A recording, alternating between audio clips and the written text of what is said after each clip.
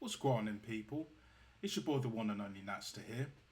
Basically, I've just got a quick video to make about tomorrow's preview, which of course is Man United versus the mighty Arsenal. So basically, uh, it's basically an opportunity for us to do something that we haven't done before, really. We haven't put three or more goals past Man United at Old Trafford since 1970. And that's just one example. You know, consecutive victories, we haven't beaten them since 1979, I believe, at Old Trafford, back to back. So there's a lot of stake. They will be up for it. They're hungry. Will we be hungry? Metaphorically speaking, of course. I don't know. I don't know.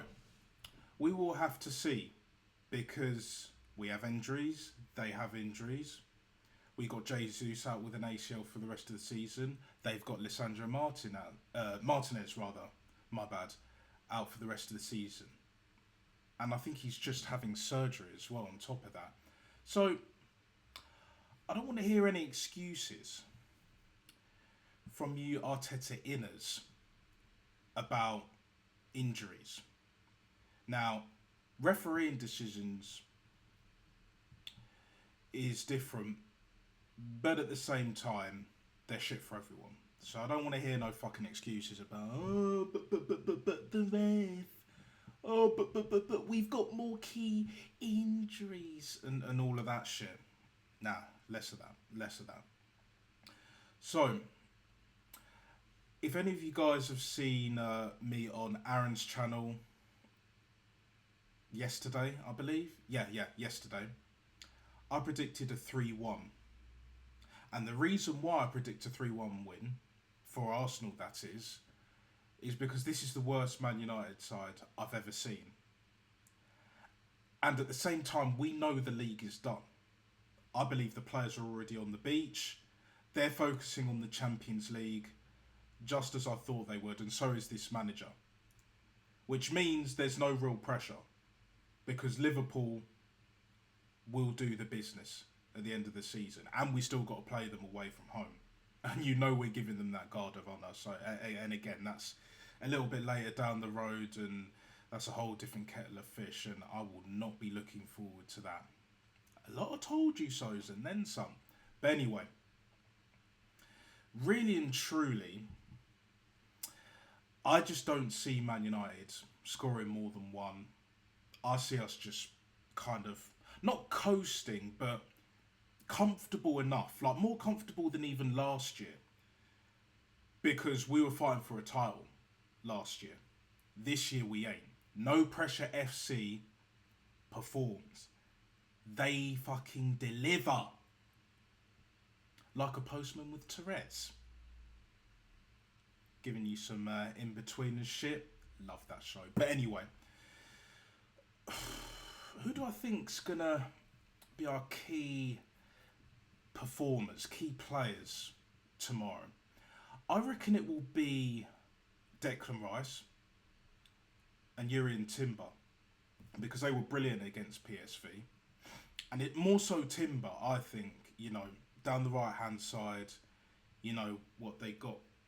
Garnachas on the left, even though the manager don't trust him, and the manager's having a fucking mare. Let's be real. Let's keep it all the way James Brown. Ain't it funky in this bitch? So, like, it's not looking good for them, bruv. But stranger things have happened. Football heritage. I know the history. There have been plenty of times where we've been either on top or there or thereabouts, more so the latter, and we just haven't got the result. Even if we performed well on the day, night, whatever time it was, any given Sunday, yeah, like they just always find a way. They always get up for these games. It's just, it's just something in their DNA. It's just like, do not roll over for this lot. We cannot let these fuckers beat us at our own patch, no matter how shit we are. That is basically Man United in a nutshell. And this is the only thing they're holding on to this season, because they are not winning the Europa League. I don't think.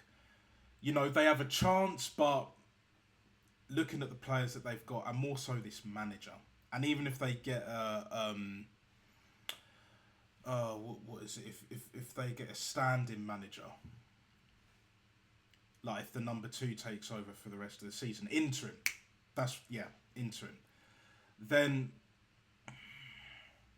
maybe, but bigger things are guaning the further you get along this competition. And that's even heightened with the Champions League. But again, we're already through Real Madrid, Atletico. We'll deal with that later. Now, another thing I wanted to mention, other than the Man United Arsenal game that's happening tomorrow at 4:30 UK time, is there is a story, basically. I've seen reports, breaking news, that we're linked with former Atletico, Genoa and Parma sporting / technical but more sporting director Andrea Berta. Now, he left his post with Atletico. I think he left, either that or he got pointed. I'm not too sure, but either way, he's no longer Atletico Madrid's sporting director since the 5th of January of this year. So literally 5 days after New Year celebrations and all of them ones there. No longer at the club. 2 months, just over 2 months, not had a job. It's us and now AC Milan. And AC Milan, I believe, are 9th, might be 8th, 9th, you know, barely just top half. You know, they're not doing well. Their ultras have had enough, and I don't fucking blame them. So, you know, it is what it is. The frigging standards, guys. You know, tactics, mindset, guys. Basically, that's what it is. Something that we don't have in this country, not just as a football club, but the whole Premier League, Sky Sports, TNT, you fucking name it, bruv. It is a shit show. But I digress on that point. Might do a video on that at some point later down the line, when I see fit. But anyway, again, it's one of those ones where it's just like, for me, we need a proper sporting director. Now, if he's been at Atletico, and during that time, he was there, I believe it was 2 spells. Just bear with me 1 sec. I just want to double check this, see if I'm correct. Yeah, so basically he was there from 2013, May the 1st, to January the 5th of this year. But he started out as a technical director, and from July the 14th, 2017, he got a promotion as sporting director. So his role got upgraded, basically. Now, I'm reading this off of transfermarket.co.uk, so you guys can check that out yourself. Just type in Andrea Berta and you'll see it all there. Not a problem at all. But what do I think? Well, automatically, I mean, if he's been at Atletico for best part of 10 years in both roles, then you know he's better than fucking Edu sucks toes and all of that. And to put it into perspective, like from 2013 to 2015, you know, 12, just short of 12 years, Atletico have got to, I believe, 2 Champions League finals. They've won 2 league titles, I believe. I think they've won. They've definitely won one Copa del Rey, but I have a feeling they might have won one or two more during them 12 years. I think, but don't quote me on that. And look at the players that he's bought in that time. You know, just so many. You know, you got the Griezmanns of this world. Like, you know, obviously people you might think like Aguero and all of that. They were before. Obviously, Fernando Torres was a little bit before even Aguero, but Falcao as an example. Yeah, no, wait, no. Falcao is I think it's before that as well. So yeah, it's really and truly Anton Griezmann. You know, Thomas Lemar started off well, but then kind of few injuries. You know, and then you got the Angel Correa, um, Koke. You know, there's a whole list of players. The main one being Antoine Griezmann. He's the main one. Um, João Felix, he's another one. João Felix as well. Just thinking of who else. Yeah, Jan Oblak, Diogo Godin, like the list goes on. But basically, Atletico have been successful during his tenure, and at the time of this recording, basically, like you know, he's probably won like at least a good number of trophies in his role or contributed at the very least, and that includes, I believe, one Europa League in 2018 where we were in the semi-final. That was last season of Wenger, and I believe that there might have been one or two before that, but not before 2013 because I know they won some Europa Leagues, a couple of Europa Leagues before that. They won one in 2010, I believe.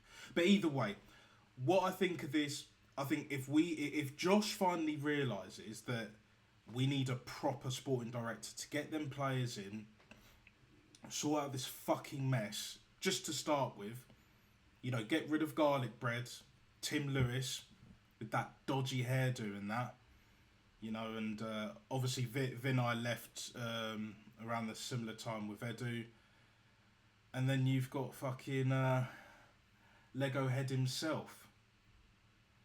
Now, if we get this guy in, that means Josh is relinquishing some of Mikel Arteta's power, but he'll still have the influence and the hold over the most of the Arsenal fan base. Remember that, because I believe that to be true. But either way, let me know your thoughts in the comments below.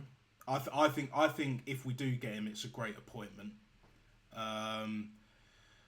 But as long as he's given everything that he needs for us to succeed, to win the Premier League, win the Champions League, basically winning Europe, but we got to start winning again. You know, even if it's the odd League Cup and FA Cup, we need to start winning mentality. Yeah. Also, like, subscribe. Also follow my Insta as well, Natster Official. You know what to do. Yeah, kind of looking forward to the game tomorrow. And let's see what the future holds with this DOF. Or are Arsenal going to do the default internal solutions bullshit? Yeah, just let me know.